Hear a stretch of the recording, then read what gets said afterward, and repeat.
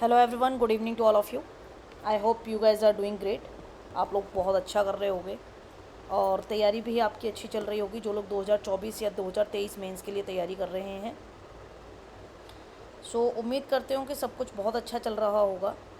और आज हम लोग अपनी यूनिट 2 शुरू करने वाले हैं, पार्ट सी की। तो आई होप कि आप लोग इसको पसंद करेंगे, लाइक करेंगे ज़्यादा से ज़्यादा और अपने फ्रेंड्स के साथ में शेयर भी करेंगे। जो लोग 2023 के लिए और 24 के लिए तैयारी कर रहे हैं उनके लिए ये एकदम अपडेटेड है और आप जो है यहाँ से अपनी तैयारी कर सकते हैं। इस चैनल पर आपको बाकी सारी प्लेलिस्ट में भी पेपर 1 और पेपर 2 का बाकी सिलेबस मिल जाएगा। नोट्स आपको टेलीग्राम पे मिल जाएंगे। तो आप लोग जो है यहाँ पर यूपीएससी गोल्स रमा शर्मा को सब्सक्राइब कर सकते हैं। So hello everyone, I am Rama Sharma, your UPSC sociology optional पे मेंटोर। और आप इसको स्टेट पीसीएस के लिए भी पढ़ सकते हैं। और चलिए शुरू करते हैं आज का अपना ये सेशन। तो सबसे पहले हम लोग क्या कवर कर चुके हैं पहले देख लेते हैं। पार्ट सी, जो लोग पहली बार इस चैनल पे हैं उनको मैं बता दूं कि पेपर 2 चल रहा है ये सोशियोलॉजी ऑप्शनल का। पेपर 2 को 3 पार्ट्स के अंदर बांटा गया है, ए बी सी। ए हम कंप्लीट कर चुके हैं, बी में हमने थोड़ा बहुत पढ़ा है, सी को अभी हम कर रहे हैं क्योंकि सी थोड़ा ज़्यादा लंबा है। सी में हमने ये फर्स्ट वाली यूनिट को कंप्लीट कर लिया है और ये सेकेंड वाली यूनिट आज से हम शुरू कर रहे हैं। तो rural and agrarian transformation in India, आज हम एक इंट्रोडक्शन करेंगे, ठीक है, कि आंसर में किस किस तरीके से हम अपने आंसर को इंट्रोड्यूस कर सकते हैं। अगर आपसे पूछा जाए प्रोग्राम्स ऑफ रूरल डेवलपमेंट, आज हम ये टॉपिक को कवर करने वाले हैं। अगले सेशन में जो है हम कम्युनिटी डेवलपमेंट प्रोग्राम करेंगे, उसके बाद कोऑपरेटिव्स और पावर्टी एलिवेशन स्कीम्स करेंगे। तो ये इस यूनिट का सिलेबस है जो कि आपकी आंखों के सामने अभी आपको नज़र आ रहा है। और चलिए फिर शुरू करते हैं। काफ़ी अच्छी यूनिट है, काफ़ी इम्पॉर्टेंट है। अच्छा, मैं सबसे पहले आपसे ये पूछना चाहती हूँ कि आप लोग ये सोचिए कि रूरल डेवलपमेंट की ज़रूरत क्या है, ठीक है। आप अपना आंसर कब लिख पाएंगे? जब आपको रूरल डेवलपमेंट या रूरल ट्रांसफॉर्मेशन का मतलब पता होगा। तो सबसे पहले अगर हम बात करें तो रूरल डेवलपमेंट क्या होता है वो देख लेते हैं, ठीक है। क्योंकि रूरल ट्रांसफॉर्मेशन और एग्रेरियन ट्रांसफॉर्मेशन की बात कर रहे हैं, तो जब हम ट्रांसफॉर्मेशन की बात करते हैं तो यानी कि हम कुछ चीज़ को बदल रहे हैं, ठीक है। ट्रांसफॉर्मेशन की बात कर रहे हैं तो यानी कि हम चेंज लेके आना चाह रहे हैं। और चेंज जब हम लेके आते हैं तो हम एक बेटर चेंज की बात कर रहे हैं। और बेटर चेंज कब होगा? जब आप डेवलपमेंट के लिए किसी चीज़ को बदलेंगे, ठीक है। जब आप डेवलपमेंट के लिए किसी चीज़ को बदलेंगे, तो यहाँ पे हमें जो बात करनी है बेसिकली रूरल डेवलपमेंट की करनी है। तो रूरल डेवलपमेंट क्या है, कोई बता सकता है? रूरल डेवलपमेंट क्या होता है? तो रूरल डेवलपमेंट में जब आप आंसर में लिखेंगे तो आप कह सकते हैं कि सड़कें अच्छी होनी चाहिए, बेसिक नेसेसिटीज़ होनी चाहिए। लेकिन मैं इसको एक टर्म में अगर बोलूँ कि मान लीजिए बेटर स्टैंडर्ड ऑफ लिविंग, जीवन जो है बेहतरी से जिया जाए। स्टैंडर्ड ऑफ लिविंग में सब कुछ आ जाता है, ठीक है। जैसे कि लाल बहादुर शास्त्री जी भी कहते थे ना कि मैं अपने देश के लोगों के लिविंग स्टैंडर्ड को बेटर करना चाहता हूँ। तो इम्प्रूविंग लिविंग स्टैंडर्ड किसका? Of low income. भाई गांव में जो ज़मींदार हैं उनका तो इनकम स्टैंडर्ड अच्छा है, उस हिसाब से उनका लिविंग स्टैंडर्ड भी अच्छा है। तो लो इनकम रूरल पॉपुलेशन की बात करें तो उनके लिविंग स्टैंडर्ड को बेटर करना रूरल डेवलपमेंट कहलाया जा सकता है। क्योंकि गांव में जो लोग हैं, जब उनका लिविंग स्टैंडर्ड अच्छा होगा तो ऑटोमेटिकली पूरे गांव का ही होगा। अगर सड़कें बन रही हैं उनके लिए भी बन रही हैं तो पूरे गांव के लिए बन रही हैं। तो बेटर स्टैंडर्ड ऑफ लिविंग की तरफ आप एक शब्द में अपनी बात को पूरा कर सकते हैं। अब बात करें रूरल डेवलपमेंट की, तो रूरल डेवलपमेंट में और भी बहुत कुछ आता है अगर आप इसको अब डिटेल में करें तो, ठीक है। ये तो था कि एक शब्द में अगर आपसे पूछे तो। डिटेल में करें तो डिटेल में क्या है कि पहली बात तो ये याद रखें कि रूरल डेवलपमेंट एग्रेरियन डेवलपमेंट से ज़्यादा बड़ी टर्म है। मतलब एग्रेरियन डेवलपमेंट का मतलब है, जैसे कि हमने अभी ट्रांसफॉर्मेशन की बात करी तो डेवलपमेंट की बात करी, तो एग्रेरियन डेवलपमेंट भी होगा यहाँ पे, क्योंकि एग्रेरियन ट्रांसफॉर्मेशन की भी बात कर रहे हैं। तो ये जो एग्रेरियन ट्रांसफॉर्मेशन है यानी कि खेती से रिलेटेड जो बदलाव है, तो वो खेती से रिलेटेड बदलाव क्या होगा? मतलब वो एग्रेरियन डेवलपमेंट होगा। अब एग्रेरियन डेवलपमेंट ज़्यादा बड़ी टर्म है या रूरल डेवलपमेंट ज़्यादा बड़ी टर्म है? देखो, गांव के अंदर, विलेजेस के अंदर सिर्फ खेती ही नहीं आती है। खेती एक पार्ट है, एग्रीकल्चर इज़ अ पार्ट, ठीक है, इम्पॉर्टेंट पार्ट है, लेकिन उसके अलावा आपके लोग फिशरीज़ भी करते हैं, ठीक है, लोग मत्स्य पालन करते हैं, इसके अलावा लोग मुर्गी पालन ये सब भी करते हैं। लोग जो है वहाँ पर और भी बहुत सारी तरीके, जैसे काफ़ी अलग अलग तरीक़ों से जो है, जैसे कि आपके कुछ पॉटरी मेकर्स हैं मान लीजिए, जिनके पास में खेती नहीं है, एकदम एकदम लोअर स्ट्रेटा के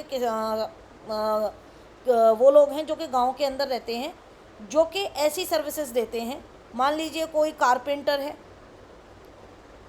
ठीक है, एक्सेट्रा करके बहुत सारी सर्विसेज ओरिएंटेड भी लोग गांव के अंदर रह रहे हैं, ठीक है, सर्विस ओरिएंटेड। अब इनके पास खेती तो नहीं है, लेकिन रूरल डेवलपमेंट का मतलब क्या है कि इनके जीवन को भी विकसित करना है, इनका स्टैंडर्ड ऑफ लिविंग भी बढ़ाना है। एग्रेरियन डेवलपमेंट में सिर्फ और सिर्फ हम बात करते हैं खेती रिलेटेड, ठीक है, इसमें हम सिर्फ और सिर्फ बात करेंगे कृषि से संबंधित। लेकिन जब हम रूरल डेवलपमेंट की बात करेंगे तो इसमें हम बात करेंगे ओवरऑल गांव की, ठीक है, जिनके पास में खेत है उनकी भी, जिनके पास में खेत नहीं है, खेती नहीं है, उनकी भी। तो rural development is much broader term, ठीक है। लेकिन क्योंकि हम ये मान के चलते हैं कि एग्रीकल्चर एक बहुत इम्पॉर्टेंट सोर्स होता है रूरल इकोनॉमी का, ठीक है, एग्रीकल्चर जो है इम्पॉर्टेंट सोर्स होता है ऑफ रूरल इकोनॉमी, तो इसीलिए हम रूरल डेवलपमेंट के साथ में एग्रीकल्चर एग्रेरियन डेवलपमेंट की भी बात करते हैं, या फिर रूरल ट्रांसफॉर्मेशन के साथ में एग्रेरियन ट्रांसफॉर्मेशन की भी बात करते हैं। क्योंकि अगर आप गांव के अंदर देखेंगे तो फिशरीज़ करने वाले या पॉटरी मेकर, कारपेंटर या इस तरीके की सर्विसेज प्रोवाइड करने वाले लोग कंपैरेटिवली कम होंगे, खेती करने वाले लोग ज़्यादा होंगे। इसीलिए जो मेन फोकस है वो हमेशा किस पे दिया जाता है, ऑन एग्रीकल्चर। तो एक तो आपको ये टर्म समझ में आ गई होगी कि इस यूनिट में हम क्या पढ़ने वाले हैं। एग्रीकल्चर पे मेन फोकस देने का मतलब है कि मेजरली जो हम स्कीम्स पढ़ेंगे, पावर्टी एलिवेशन स्कीम्स हैं या रूरल डेवलपमेंट प्रोग्राम है, तो जो रूरल डेवलपमेंट प्रोग्राम में जो रूरल डेवलपमेंट है वो हमें समझ में आ गया। अब वो रूरल डेवलपमेंट मोस्टली डिपेंड करता है एग्रीकल्चर पे, एग्रीकल्चर के अलावा भी चीज़ें होती हैं, लेकिन एग्रीकल्चर पे सबसे ज़्यादा डिपेंड करता है। तो इसीलिए हमारा जो फोकस रहेगा वो एग्रीकल्चर रिलेटेड प्रोग्राम्स पे ज़्यादा रहेगा। तो इस यूनिट में हमको ये चीज़ें देखनी है।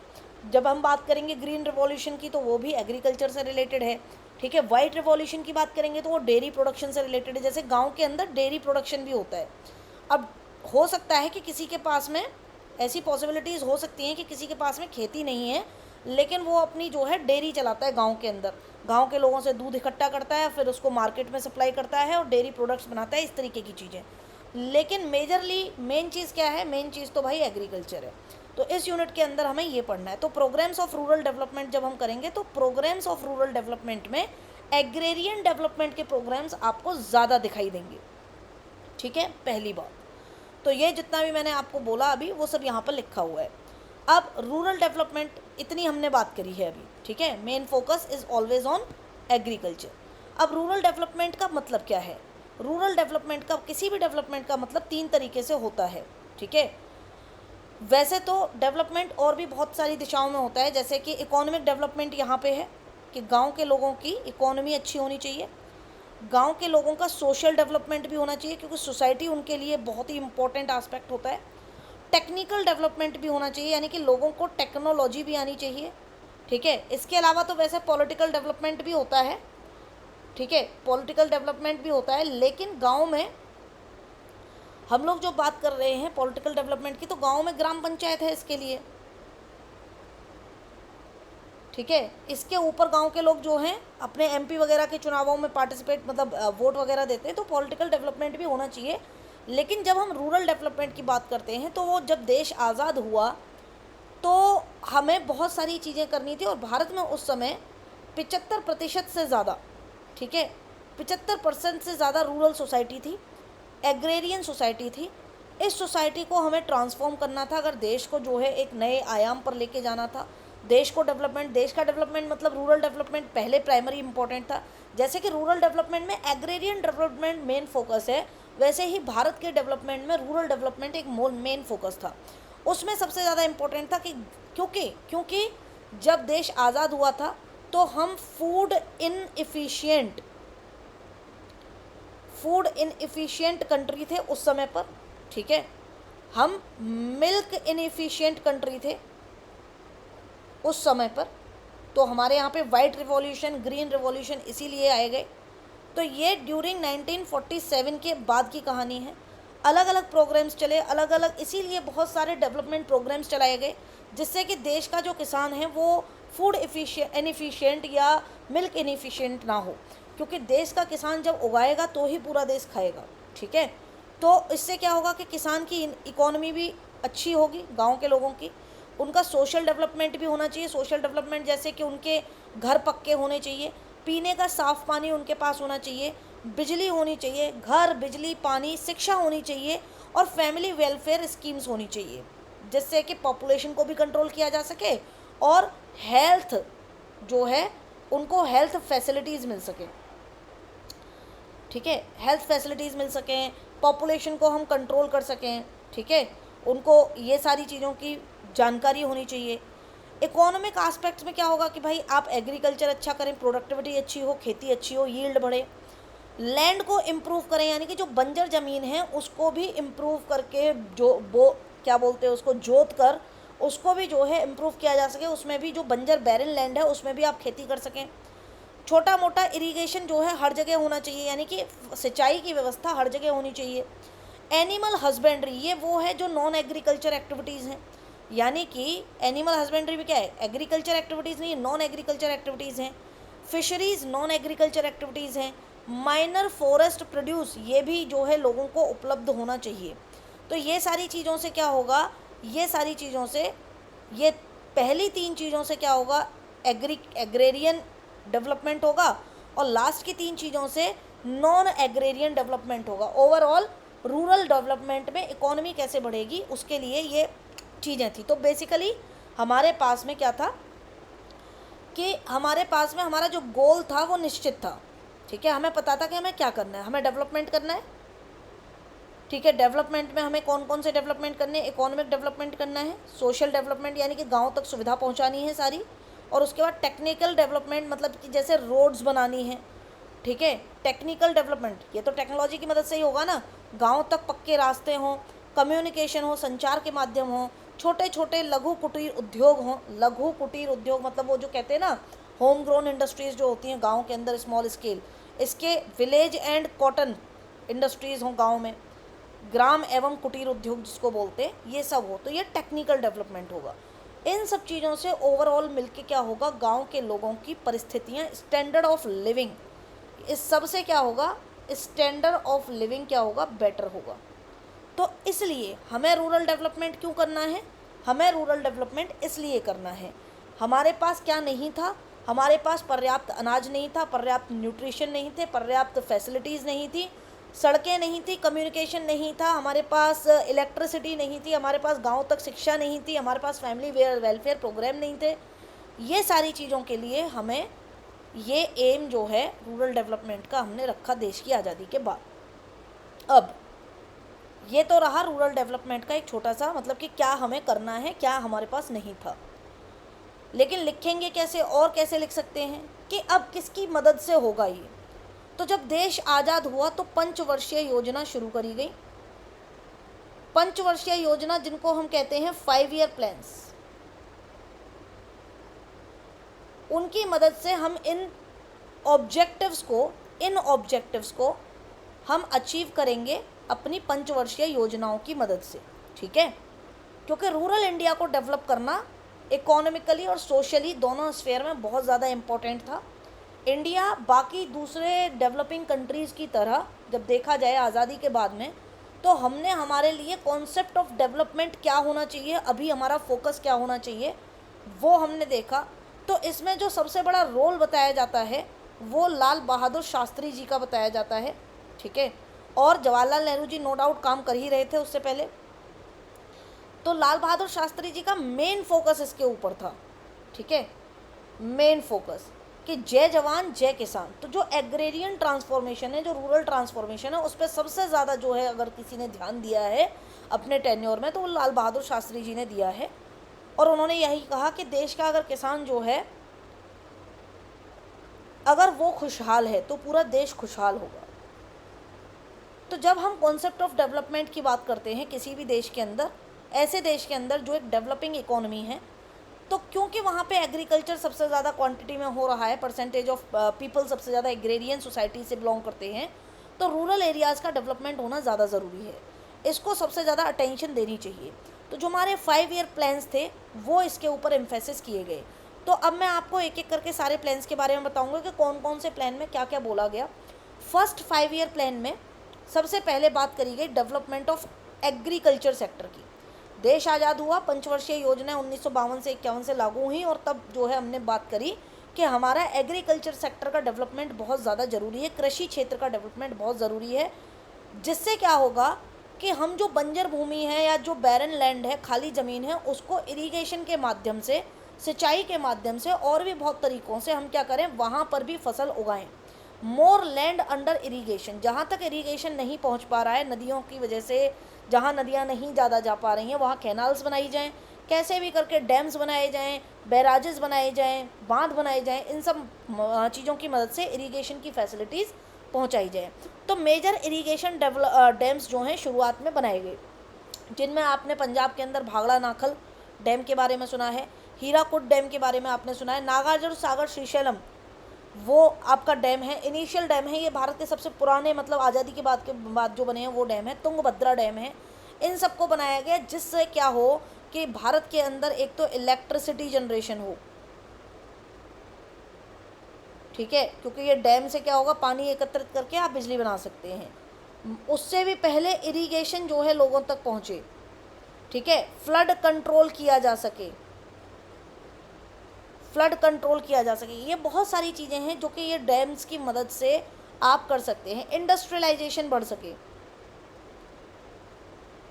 ठीक है, क्योंकि इंडस्ट्रियलाइजेशन कैसे बढ़ेगा, जब इलेक्ट्रिसिटी बढ़ेगी तो इंडस्ट्रीज़ बढ़ेंगी कंट्री के अंदर, वाटर जो है उससे इरिगेशन भी होगा और बिजली भी जनरेट होगी। तो इन सब चीज़ों का रिज़ल्ट ये रहा कि डैम्स तो हमने बना लिए, भारतीय किसानों के पास फिर भी बुनियादी सुविधाएं नहीं पहुंची, क्योंकि भारतीय खेती क्या है, भारतीय खेती मोस्टली मॉनसून डिपेंडेंट है, ठीक है। Indian farmers were not exclusively dependent upon monsoon season. तो पहले क्या था कि पहले सिर्फ और सिर्फ मॉनसून पे हम डिपेंडेंट थे। अब जब ये डैम्स बन गए तो अब ये हो गया कि भारतीय किसान अब सिर्फ और सिर्फ मॉनसून पे डिपेंडेंट नहीं है। अब भारतीय किसान के पास में इरिगेशन की पर्याप्त व्यवस्थाएं हैं, तो अगर पंजाब में भी चाहे तो वहाँ पर भी चावल उगाया जा सकता है, जबकि वहाँ पर उतनी ज़्यादा मतलब चावल कहाँ होता है, जहाँ पे चावल खरीफ की क्रॉप है, तो चावल वहाँ होता है जहाँ पानी बहुत ज़्यादा होता है या बारिश जो है बहुत ज़्यादा होती है, 150 सेंटीमीटर से ऊपर की बारिश होती है, तो वहाँ पे चावल ज़्यादा होता है। लेकिन पंजाब क्योंकि इरिगेशन जो है पहुँच गया, तो उसकी वजह से पंजाब जैसी, हरियाणा जैसी, वेस्टर्न यूपी जैसी जगहों पर भी खरीफ की क्रॉप होने लगी, ठीक है। राइस प्रोडक्शन हमने बहुत किया और आज हम राइस प्रोडक्शन में दुनिया के पहले देशों में शुमार हैं। अब बात करते हैं कि भाई फर्स्ट 5 ईयर प्लान में तो एग्रेरियन डेवलपमेंट की बात करी गई, तो कैसे करी गई, तो जो फर्स्ट 5 ईयर प्लान आया 1952 में, तो सबसे पहले देखा गया कि ऐसा है भाई कि देश तो आज़ाद हो गया है और अपने को क्या करना है, एग्रेरियन डेवलपमेंट करना है, रूरल डेवलपमेंट करना है, लेकिन वो करोगे कैसे, तो यहाँ पे कुछ प्रोग्राम्स लेके आए गए। वो प्रोग्राम्स को अलग अलग नाम दिए गए। सबसे पहला नाम दिया गया कम्युनिटी डेवलपमेंट प्रोग्राम। अब ये कम्युनिटी डेवलपमेंट प्रोग्राम क्या होता है, इसको हम आगे नो डाउट डिटेल में करेंगे, पर मैं आपको थोड़ा सा बता देती हूँ, ठीक है, क्योंकि कल हम इसको अगले सेशन में करने वाले हैं। कम्युनिटी डेवलपमेंट एक ऐसा प्रोसेस होता है जहाँ पर लोग खुद, कम्युनिटी, लोगों की खुद की कम्युनिटी, जो गांव के लोग हैं, आसपास के लोग हैं, वो खुद ऑर्गेनाइज करते हैं प्लानिंग को, कि वो खुद प्लान करते हैं कि कौन सी चीज़ कैसे करी जाए, एक्शन वो खुद लेते हैं, ठीक है। इससे क्या होता है, क्योंकि उनकी नीड्स और उनकी प्रॉब्लम्स उन्हीं को पता है, अपनी नीड्स और अपनी प्रॉब्लम्स को वो खुद ज़्यादा बेटर समझते हैं। तो कम्युनिटी डेवलपमेंट प्रोग्राम्स जो है लाए गए। कम्युनिटी डेवलपमेंट प्रोग्राम्स में जैसे कि सेल्फ हेल्प ग्रुप्स बनाए गए, सेल्फ हेल्प ग्रुप्स, इन पे क्वेश्चन आ चुका है पिछली पेपर में, जीएस पेपर्स में, ठीक है। इसके अलावा आप देखिए आंगनवाड़ी बनाई गई। कम्युनिटी डेवलपमेंट प्रोग्राम के अंदर आगे चलेंगे तो हमें एमजी नरेगा भी मिल जाएगा। क्या है ये? कम्युनिटी डेवलपमेंट ही है ना। गांव के लोग आपस में इकट्ठे होते हैं, गांव में सड़क बननी है, कुछ चीज़ पक्की होनी है, तालाब बनना है, सब लोग खुद आपस में आके करते हैं, कोई बाहर से तो मजदूर आते नहीं है, और सरकार इस एवज में उनको पैसे भी देती है। तो ऐसे प्रोग्राम्स चलाए गए। कम्युनिटी डेवलपमेंट बेसिकली एक बैलेंस प्रोग्राम है। इस बैलेंस प्रोग्राम के थ्रू क्या होता है कि जो लोकल पोटेंशियल है, गांव के लोगों का खुद का जो पोटेंशियल है, उसको हम ग्रोथ की डायरेक्शन में ओरिएंट कर सकते हैं। तो कम्युनिटी डेवलपमेंट जो है बेसिकली आप कह सकते हैं टेक्निकली एडेड है। टेक्निकली एडेड का मतलब क्या है? सरकार इसको एड कर रही है, सरकार यहाँ पे पैसा दे रही है, और लोकल लोग लोकली ऑर्गेनाइज्ड है। टेक्निकली डेवलप्ड, टेक्निकली एडेड और लोकली ऑर्गेनाइज्ड। लोकल लोग यहाँ पे काम कर रहे हैं, सेल्फ हेल्प कर रहे हैं, अपनी खुद की हेल्प कर रहे हैं। तो ये होता है कम्युनिटी डेवलपमेंट। इस पर आगे चर्चा करेंगे, पूरा टॉपिक पढ़ना है इसमें हमें। खैर, फिर नेशनल एक्सटेंशन सर्विसेज लाई गई, ठीक है, कि गांव तक हम जो है सर्विसेज को पहुंचाएंगे। 1953 में इसको लॉन्च किया गया। फिर आया आपका सेकंड 5 ईयर प्लान। पंचवर्षीय योजना थी 1952 से 57 की पहली, और फिर 57 में दूसरा 5 ईयर प्लान आ गया। इस 5 ईयर प्लान में बोला गया कि नहीं, इतने से काम नहीं चलेगा, आपको खादी और ग्रामीण उद्योग जो हैं, कुटीर उद्योग खोलने पड़ेंगे, जिससे जिन लोगों के पास में खेती नहीं है, जिन लोगों के पास में खेत नहीं है, वो लोग जो है इसमें अपना काम कर सकें, और वो लोग अपनी कमाई कर सकें, इकोनॉमिक अपनी हेल्प कर सकें। फिर विलेज हाउसिंग प्रोजेक्ट स्कीम आई, क्योंकि गांव में लोगों के घर क्या हैं, कच्चे घर थे, तो कच्चे घरों को पक्का किया जाए, उसके लिए गांव के ही लोग क्या करेंगे, घरों को पक्का करेंगे, लेकिन सरकार उन्हें पैसे देगी।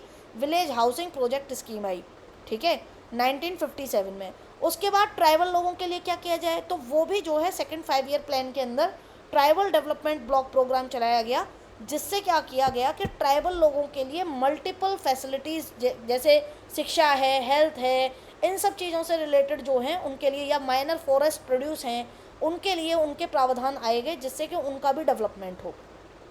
ये रूरल डेवलपमेंट की दिशा में अभी तक चीज़ें चल रही हैं। ऐसा नहीं है कि रूरल डेवलपमेंट में सिर्फ यही हुआ था 5 ईयर प्लान्स में, लेकिन हम बात कर रहे हैं सिर्फ और सिर्फ कि इन 5 ईयर प्लान्स में से और भी बहुत सारी चीज़ें हुई, लेकिन खेती को लेके या ग्रामीण क्षेत्र को लेके क्या विकास की प्रोग्राम्स आए हैं वो हम बात कर रहे हैं। थर्ड 5 ईयर प्लान आया, उसमें गांव को लेके क्या बात हुई कि भाई देखो, अब खाना भी, मतलब आपका क्या आ गया, ये ग्रीन रिवॉल्यूशन हो गया। ग्रीन रिवॉल्यूशन शुरू हो रहा है,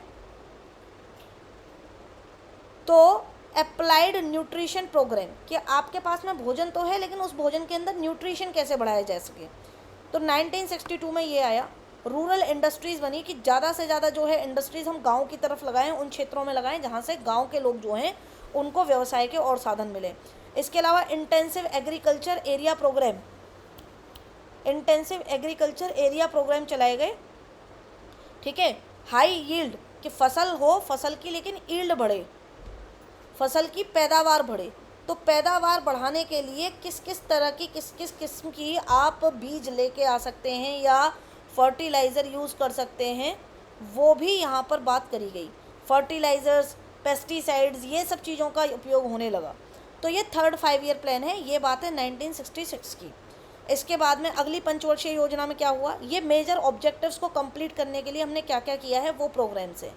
फोर्थ 5 ईयर प्लान आया 1970 में। इन्होंने कहा कि भाई भारत के कुछ क्षेत्र ऐसे हैं, जैसे कि विदर्भ है, ठीक है, जैसे कि आपका काठियावाड़ पेनिनसुला वाला रीजन है, जहाँ पे ड्रॉट्स बहुत ज़्यादा होते हैं, या फिर एमपी है, इन सब जगह पर मान लीजिए कि कुछ इलाके ऐसे हैं जहाँ पर ड्रॉट्स, यानी कि आपका सूखा बहुत ज़्यादा पड़ता है। तो उसको रोकने के लिए अपने पास क्या तरीका है, क्योंकि अगर वहाँ तक हम इरिगेशन फैसिलिटी पहुँचाते भी हैं तो हमें ज़्यादा पानी पहुँचाना होगा। तो ड्रॉट प्रोन एरिया प्रोग्राम अलग से चलाया गया है इस खेती के डेवलपमेंट के लिए या रूरल डेवलपमेंट के लिए। आगे बात करें तो मिनिमम नीड्स प्रोग्राम, इसको हम पढ़ेंगे, 1972 में आया था ये। मिनिमम नीड्स प्रोग्राम कि एक किसान की या एक गांव में रहने वाले व्यक्ति की मिनिमम नीड्स क्या हैं, उन नीड्स को आप कैसे फुलफ़िल करेंगे, शिक्षा, हेल्थ, व्यवसाय, आय, इन सब से रिलेटेड। फिर आया कमांड एरिया डेवलपमेंट प्रोग्राम। तो ये सारे प्रोग्राम्स जो हैं इस तरीके के भारतीय सरकार अलग अलग पंचवर्षीय योजनाओं में लेके आ रही थी। फिफ्थ 5 ईयर प्रोग्राम में देख लेंगे, एक बार जल्दी देखेंगे। सबसे पहले अब देखो, हमने ट्राइबल्स की बात कर ली है, ठीक है, हमने ड्रॉट प्रोन रीजन की बात कर ली है, लेकिन अभी तक किसी भी 5 ईयर प्रोग्राम ने हमने माउंटेन्स या हिल्स में रहने वाले लोगों की बात नहीं करी है। यानी कि उत्तराखंड हो गया, ठीक है, हिमाचल प्रदेश हो गया, अपना पंजाब का एकदम जो ऊपर वाला रीजन है, मतलब ये अम्बाला हरियाणा का ऊपर वाला रीजन है वो हो गया, कश्मीर जम्मू एंड कश्मीर हो गया, लद्दाख हो गया, इन रीजन्स की अभी तक हमने बात नहीं करी थी। तो अब लेके आए 1975 में हम हिल एरिया डेवलपमेंट प्रोग्राम। पहले लेके आए थे ड्रॉट प्रोन एरिया प्रोग्राम, अब लेके आए हिल एरिया। धीरे धीरे देश विकास कर रहा है तो धीरे धीरे सब जगह तक सुविधाएं पहुंचाई जा रही हैं। फिर आया स्पेशल लाइफ स्टॉक, ये एनिमल हस्बेंड्री से रिलेटेड है कि कैसे इनका प्रोडक्शन ज़्यादा से ज़्यादा बढ़ाया जाए, कैसे इनको यूटिलाइज़ किया जाए, लाइफ स्टॉक प्रोडक्शन को यूटिलाइज़ किया जाए और इनसे कैसे आपकी आय बढ़ाई जा सकती है। जैसे अभी फिशरीज़ को लेके काफ़ी ज़्यादा बूम चल रहा है। फूड फॉर वर्क प्रोग्राम, कि आप काम करो और उसके बदले आपको खाना मिलेगा। फूड फॉर वर्क प्रोग्राम ये 1977 में लेके आए, ये उन लोगों के लिए जिनके पास खाने के लिए भी कुछ नहीं था। फिर रूरल यूथ का क्या होगा, यूथ क्या मतलब पापा की खेती पे ही किसानी करती रह जाएगी क्या, नहीं, तो उनको ट्रेनिंग दी जाएगी कि वो कैसे सेल्फ एम्प्लॉय हो सके। 1979 में इस तरीके के प्रोग्राम्स जो हैं चलाए गए। ये उस समय की बात है जब इंदिरा गांधी जी की सरकार थी और उसके बाद में मोरारजी देसाई जी की सरकार आई। फिर आया IRDP। IRDP काफ़ी ज़्यादा मतलब आप कह सकते हैं कि एक माइलस्टोन साबित हुआ, integrated rural development programme. Integrated मतलब इसमें काफ़ी सारी पॉलिसीज़ और प्रोग्राम्स को इसके अंदर डाला गया और इसको बोला गया इंटीग्रेटेड रूरल डेवलपमेंट प्रोग्राम। इसको भी हम अलग से पढ़ेंगे इसलिए अभी नहीं बता रहे हूँ। तो जो जो मेन इंपॉर्टेंट प्रोग्राम्स हैं उनको मैं आपको अलग से पढ़ाऊँगी। फिर आया 6 5 ईयर प्रोग्राम। तो अभी तक कितने प्रधानमंत्री हो चुके हैं, जवाहरलाल नेहरू जी हो चुके हैं फर्स्ट 5 ईयर प्रोग्राम के टाइम पे। फिर आपके लाल बहादुर शास्त्री जी हो चुके हैं सेकेंड 5 ईयर के टाइम पे, ठीक है। फिर थर्ड 5 ईयर के टाइम पर। उसके बाद में आप देखेंगे आपको इंदिरा गांधी जी मिलेंगी और अब दौर आ गया है मोरारजी देसाई का, ठीक है। तो लीडर के ऊपर भी डिपेंड करता है कि पॉलिसीज़ कैसी आएंगी। तो नेशनल रूरल एम्प्लॉयमेंट प्रोग्राम इन्होंने चलाया। नेशनल रूरल एम्प्लॉयमेंट का मतलब क्या है कि गांव के लोग जो हैं उनको एम्प्लॉयमेंट दिया जाएगा। खैर इनकी सरकार काफ़ी ज़्यादा टाइम तक नहीं चली थी, वापस से इंदिरा गांधी आ गई थी। उससे पहले इन्होंने चलाया था prime minister's new 20 point programme. उस 20 पॉइंट में कौन कौन से पॉइंट्स की हाँ ये बात कर रहे थे उन सबको हम डिस्कस करेंगे। खैर ये 20 पॉइंट्स आपको याद करने की ज़रूरत नहीं है, लेकिन आपको पता होना चाहिए। एक बार मतलब थॉरोली तो नहीं बट हम देख लेंगे इनको। फिर rural landless employment guarantee programme आया कि जिनके पास में गांव में ज़मीन नहीं है तो वो खेती नहीं कर सकते। अब खेती नहीं करेंगे तो मरता क्या ना करता, तो फिर क्या करेगा वो, कुछ ना कुछ उसके पास में आय का साधन होना चाहिए। तो एम्प्लॉयमेंट गारंटी देगी उसको सरकार, ठीक है। फिर 7 5 ईयर प्लान आया, वापस से इंदिरा गांधी जी आ चुकी थी उस समय पे, ठीक है।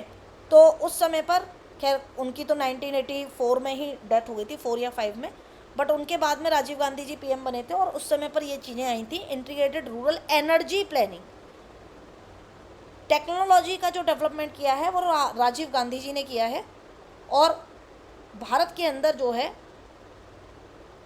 टेक्नोलॉजिकल डेवलपमेंट्स में इनका काफ़ी योगदान है।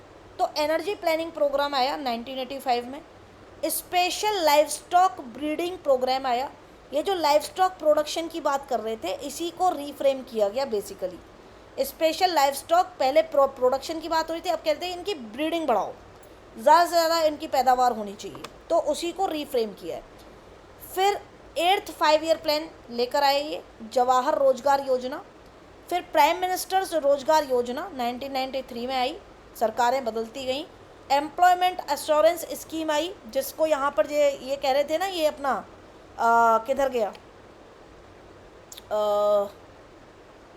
लैंडलेस एम्प्लॉयमेंट गारंटी, कि जिनके पास में लैंड नहीं है उनको एम्प्लॉयमेंट मिलेगा। अभी क्या है, अभी सबको मिलेगा।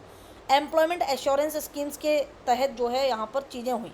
लेकिन इतना सब कुछ अगर हो रहा था तो विकास दिखा क्यों नहीं, विकास बहुत धीमी गति से क्यों दिखा। विकास धीमी गति से इसलिए दिखा कि मेजर चीज़ें होती हैं इम्प्लीमेंटेशन के ऊपर। इम्प्लीमेंटेशन बहुत ही पुअर था हमारा, करप्शन बहुत ज़्यादा था, ठीक है, करप्शन बहुत ज़्यादा था और इन चीज़ों की वजह से जो है विकास उतना नहीं दिखा। 9th 5 ईयर प्लान आया, बेसिक मिनिमम सर्विसेज 1996। उसके बाद में इन तीनों को हम पढ़ेंगे। ये अटल बिहारी वाजपेयी जी के टाइम की योजनाएं हैं और बहुत इम्पॉर्टेंट है। स्वर्ण जयंती ग्राम स्वरोजगार योजना कि गांव में ही लोगों के लिए वहां पर रोजगार उपलब्ध किया जाए, 1998 में आया था ये। जवाहर ग्राम समृद्धि योजना, गांव को उतना समृद्ध बनाया जाए कि वहीं पर रोजगार हो। स्वजल धारा यानी कि रूरल सैनिटेशन और ड्रिंकिंग वाटर की बात करते थे वाजपेयी जी, और उसी को आज मोदी जी जो हैं आगे लेके जा रहे हैं, एक स्टेप और ऊपर लेके गए हैं स्वच्छ भारत अभियान के नाम से, या फिर आप बात करें कि हर घर जल योजना के नाम से। इस तरीके की काफ़ी सारी चीज़ें चल रही हैं। ओवर द ईयर्स काफ़ी सारे प्रोग्राम चले, ठीक है। फिर 2004 से लेके आप देखेंगे 14 तक के प्रोग्राम्स चले, 2014 से लेके अभी तक के प्रोग्राम्स चले, इनकी हम बात करेंगे। लेकिन 9 5 ईयर प्लान्स आपको यहाँ पर मिलेंगे। अब हम बात करते हैं कि क्योंकि टेक्नोलॉजिकल डेवलपमेंट फिर ज़्यादा होने लगा, तो रूरल डेवलपमेंट पॉलिसीज़ और प्रोग्राम्स ओवर द ईयर जो बहुत इंपॉर्टेंट रहे हैं उनकी बात करेंगे। तो सबसे पहले जब देश आज़ाद हुआ तो लैंड रिफॉर्म्स हुए। जवाहरलाल नेहरू जी की सरकार ने लैंड रिफॉर्म्स के लिए, टीनेसी एक्ट के लिए बहुत काम किया। इन्होंने जो है यहाँ पर जितनी भी इंटरमीडिएटरी ज़मींदारी प्रथा थी उसको एबॉलिश करने के लिए, जिससे कि लोगों को जो है ज़्यादा खेती उपलब्ध हो, एबॉलिशन ऑफ इंटरमीडिएटरीज़ के लिए यहाँ पे लैंड रिफॉर्म्स किए गए।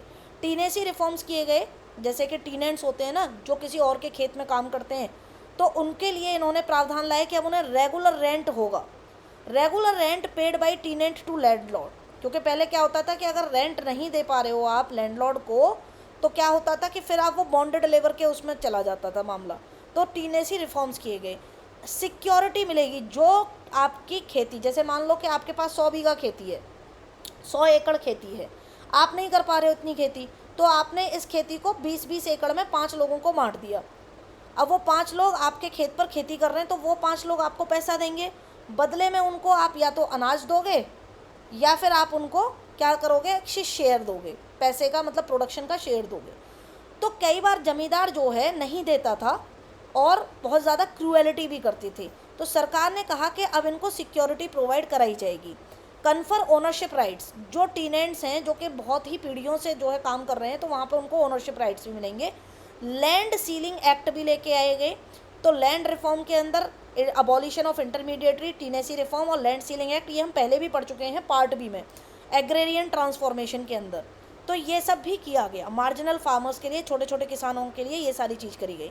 एक आया था मिनिमम नीड प्रोग्राम, जो मैंने आपको कहा कि वो मैं आपको कराऊंगा। मिनिमम नीड प्रोग्राम क्या था, ठीक है, यहाँ पर जो था 4th 5 ईयर प्लान के अंदर आया था, और इस 5 ईयर प्लान के अंदर ये कहा गया, इसको 5th 5 ईयर प्लान में भी आपका इंक्लूड किया गया।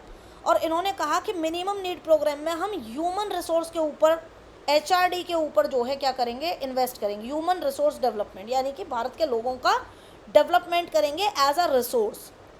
अब कॉन्सेप्ट ऑफ मिनिमम नीड क्या है कि यहाँ पर कुछ नेशनली एक्सेप्टेड नॉर्म्स लगाए गए कि लिटरेसी क्या होती है, मान लीजिए सोशल सर्विसेज के लिए क्या नॉर्म्स होने चाहिए, हर क्लास, हर समाज के लोगों के लिए क्या प्रोग्राम होना चाहिए, और उनको टाइम बाउंड प्रोग्राम के तरह से हमें पूरा करना पड़ेगा। सरकार ने कहा कि हम टाइमली चीज़ों को पूरा करेंगे, हम सब्सिडीज़ देंगे, सब्सिडीज़, ठीक है। मिनिमम नीड्स जो होती हैं लोगों की, उन पर सब्सिडी दी जाएगी। जैसे अनाज है, राशन है, PDS आपने सुना होगा, पब्लिक डिस्ट्रीब्यूशन सिस्टम। हम लोगों के कंजम्पशन लेवल को भी इम्प्रूव करेंगे, जो कि पावर्टी लाइन के भी नीचे, एकदम बिल्कुल गरीब से गरीब किसान है, अंतिम व्यक्ति है, उस तक भी जो है उसका कंजम्पशन लेवल इम्प्रूव करेंगे। लोगों को सोशल जस्टिस मिलेगा अगर उनके साथ में कोई एट्रोसिटीज़ हो रही हैं, और इस सब के बाद लोगों की प्रोडक्टिव एफिशिएंसी को बढ़ाया जाएगा, जिससे कि एज अ वर्कर उनकी प्रोडक्टिव एफिशिएंसी अगर बढ़ेगी तो अल्टीमेटली देश का विकास होगा। इसके अंदर, इस प्रोग्राम के अंदर कुछ इंपॉर्टेंट पॉइंट्स थे, जैसे कि न्यूट्रिशन, खाना तो खा रहे हैं लेकिन न्यूट्रिशन होना चाहिए, हेल्थ होनी चाहिए, हेल्थ पे ध्यान दिया जाएगा, एजुकेशन पे ध्यान दिया जाएगा, एलिमेंट्री और अडल्ट। तो एलिमेंट्री के लिए आंगनवाड़ी जैसी चीज़ें आई, ठीक है, आंगनवाड़ी जैसी चीज़ें हुई। एडल्ट एजुकेशन के लिए प्रौढ़ शिक्षा केंद्र बने। प्रौढ़ यानी कि जो बुढ़ापे में बुजुर्ग जो हैं वो पढ़ सकते हैं, बड़े होकर पढ़ सकते हैं, एडल्ट पढ़ सकते हैं। प्रौढ़ शिक्षा केंद्र बने, ताकि जो शिक्षा उन्हें बचपन में नहीं मिली, वो अगर शिक्षा हासिल करने के अगर इच्छुक हैं तो वो अब पढ़ सकते हैं। वाटर सप्लाई हो, रोड्स हो, इलेक्ट्रिफिकेशन हो, हाउस का मतलब आपके अच्छे घर हों, एनवायरमेंटल इम्प्रूवमेंट हो। खैर उसकी तो बात हम आज तक कर रहे हैं, लेकिन उतना इम्प्रूव नहीं कर पा रहे हैं और डिटेरियोरेट ही हो रहा है। तो ये सारी बातें हमने यहाँ पर करी। इसके बाद में एक बहुत ज़्यादा जो है रूरल डेवलपमेंट प्रोग्राम्स की एक सीरीज़ चला दी सरकार ने। सरकार जो है अर्ली 70s में, अगर आप बात करें 1970s ऑनवर्ड्स, बहुत सारे रूरल डेवलपमेंट की सीरीज़, मतलब बहुत सारे प्रोग्राम्स आए। इनमें मोस्ट इम्पॉर्टेंट क्या था, एक था SFDA। SFDA क्या था, स्मॉल फार्मर डेवलपमेंट एजेंसी। 1973-74 में ये इंदिरा गांधी जी की सरकार में आई थी। उसके दौरान इन्होंने कहा कि डायरेक्टली फोकस करेंगे हम छोटे फार्मर पे, मार्जिनल फार्मर पे, उन लोगों पे जो कि दूसरों के खेतों में जो है अपना लेबरर की तरह काम करते हैं, या फिर रूरल आर्टिसन है, पॉटरी मेकर है, कारपेंटर है, कोई और इस तरीके का काम कर रहा है, यानी कि जिसके पास खेती नहीं है या बहुत कम खेती है, उसके ऊपर फोकस करेंगे। ये जब प्रोग्राम आया, इस प्रोग्राम के अगली ही साल आपको एक और प्रोग्राम दिखेगा 1974-75 में, marginal farmer and agricultural labourers, MFAL। इस प्रोग्राम को वापस से मार्जिनल फार्मर्स, एकदम छोटे किसानों के लिए, रूरल आर्टिसंस के लिए, एग्रीकल्चर लेबरर्स के लिए लाया गया। इसमें उन लोगों को काफ़ी फ़ायदे मिले जो रूरल पुअर हैं, गांव में हैं और बहुत गरीब हैं, ठीक है, जो दिन की दिहाड़ी पे काम करते हैं, डेली वेजेस पे काम करते हैं। इनके लिए एम्प्लॉयमेंट प्रोग्राम्स चलाए गए 74-75 में। और इसको जो है एक पहले पायलट प्रोग्राम बना के चलाया था, जिसको बोला गया था PIREP, pilot intensive rural employment programme. इसी को बाद में IRDA कर दिया गया, इंटीग्रेटेड रूरल डेवलपमेंट प्रोग्राम, ठीक है। तो एक प्रोग्राम ये था। तो बेसिकली जब आप आंसर लिखोगे तो आपको इनके नाम पता होने चाहिए, इनमें क्या हुआ था ये थोड़ा थोड़ा, ऐसा नहीं है कि आपसे ये पूरा पूछा जाएगा कि यही बता दो। फिर समय आगे बढ़ा, समय का चक्र आगे बढ़ा, समय का पहिया आगे बढ़ा। तो पहिया जब आगे बढ़ा तो 1978-79 में SFDA को, जो कि यहाँ पे जो प्रोग्राम चल रहा था स्मॉल फार्मर डेवलपमेंट एजेंसी वाला, उसमें और ज़्यादा बेनिफिशियरी ओरिएंटेड एलिमेंट डाले गए, यानी कि और ज़्यादा बेनिफिट्स हों। तो इसके अंदर बाकी जितने प्रोग्राम्स चल रहे थे उन सबको मर्ज कर दिया गया। SFDA के साथ में और भी बहुत सारे प्रोग्राम्स को मर्ज किया गया, जैसे SFDA, ठीक है। इसके बाद में जो MFAL था, ये भी मार्जिनल और लो के लिए था, उनको भी मर्ज किया गया। और इन सबको मर्ज करके और एक अपना ये जो PIREP ये चलाया था पायलट प्रोग्राम, इसको सबको मर्ज करके IRDP बना दिया गया, इंटीग्रेटेड रूरल डेवलपमेंट प्रोग्राम, ठीक है। ये सब जब बन गया तो इसने बहुत ज़्यादा काम किया। एक प्रोग्राम जिसकी हमने बात करी थी, food for work. Food for work 1977 में आया था, अप्रैल में। बेसिकली यहाँ पे क्या था कि लोगों को पे किया जाएगा फूड ग्रेन्स में, ठीक है। आप काम करो हमारे यहाँ पर, हम आपको बदले में पैसे की जगह अनाज देंगे, ठीक है, पैसे की जगह अनाज देंगे। तो ये जिससे क्या है कि गरीब व्यक्ति के पास भी ही अनाज हो, न्यूट्रिशंस हो। तो यहाँ पे allocation of 75% benefit the marginal farmers and agricultural labourers. तो बेसिकली इस प्रोग्राम के अंदर कौन जो है किसको बेनिफिट मिलेगा, जो मार्जिनल फार्मर्स हैं या जो एग्रीकल्चरल लेबरर्स हैं वो काम करेंगे उनको मिलेगा। 75% ऐसे लोग होंगे। 25% क्या होगा, 25% वो होंगे जो BPL में हैं, दिहाड़ी वाले मजदूर हैं। Importance on incidence of poverty. तो यहाँ पर बेसिकली जो पावर्टी में है, राशन कार्ड के माध्यम से उनको भी मिल जाएगा और आपको वेजेस के माध्यम से आपको अनाज यहाँ पे मिल जाएगा। फूड ग्रेन के अलावा इनको कैश भी दिया जाता था, ठीक है। ऐसा नहीं है कि सिर्फ आज मतलब 4 दिन से सोयाबीन खा रहे हैं, आज काम किया आज भी सोयाबीन मिल गई, भाई नहीं, कैश भी दिया जाता था। आलू खाना है वो भी खाओ आप, ठीक है। Procurement of materials required to ensure the durability of asset created under the programme. क्यों किया गया ये, कैश क्यों किया गया, अनाज भी दिया गया, कैश क्यों दिया गया, कि जिससे कि आपके जो एसेट क्रिएशन आप कर रहे हो इस प्रोग्राम के अंदर, उसकी ड्यूरेबिलिटी बढ़ जाए, लोग और ज़्यादा आके काम करें और ज़्यादा लोग जो हैं मतलब उनको बेसिक नीड्स के लिए, खाने तक के लिए भटकना ना पड़े। हाई प्रायोरिटी किसको दी गई, हाई प्रायोरिटी दी गई एफॉरेस्टेशन को, पेड़ लगवाए गए। सोशल फॉरेस्ट्री करवाई गई, शहरों में पेड़ लगवाए गए। 10% इस प्रोजेक्ट का जो है नेचर को दिया गया, ठीक है, नेचर रिलेटेड कामों को दिया गया। सोशल इकोनॉमिक लाइफ इंप्रूव हो, शेड्यूल्ड कास्ट की, शेड्यूल्ड ट्राइब की, इस चीज़ का भी ध्यान रखा गया। और कम्युनिटी इरिगेशन वेल्स, यानी कि जैसे गांव में कुएं बनवाना है, घर बनवाने हैं, कॉमन हाउस बनवाने हैं, ये सब चीज़ें जो हैं इसके अंतर्गत कराई गई। इसमें जो आपको वेजेस दी जाती थी फूड ग्रेन्स में, वो ये दिया जाता था कि डेली का 2 किलो पर डे का पर हेड, मतलब घर के अगर 4 लोग काम कर रहे हैं तो 8 किलो दिन का उनको अनाज मिलेगा। 1 किलो अनाज के बराबर का कैश मिलेगा पर हेड, ठीक है, पर डे। ये यहाँ पर था। और इसको किस तरीके से इम्प्लीमेंट किया गया, इसको पंचायती राज इंस्टीट्यूशन के एक्टिव इन्वॉल्वमेंट की मदद से इम्प्लीमेंट किया गया, यानी कि पंचायत यानी कि प्रधान के द्वारा इम्प्लीमेंट किया गया। अब ये RLEGP है, इसको भी पढ़ेंगे हम, ठीक है। जवाहर योजना है, ये 3 योजना है, इन 3 के अलावा भी और बहुत इंपॉर्टेंट है, उसको हम करेंगे लेकिन अगले सेशन में करेंगे। छोटा छोटा रखते हैं जिससे कि आप लोग जल्दी जल्दी इसको कंप्लीट करो, और अगले सेशन में करेंगे। अगर आपको कोई भी क्वेरी है तो आप मुझे बता दीजिएगा, ठीक है। कमेंट सेक्शन में आप कर सकते हैं। अगर आपने अभी तक सब्सक्राइब नहीं किया है तो सब्सक्राइब कर लीजिएगा। Till then take care, bye.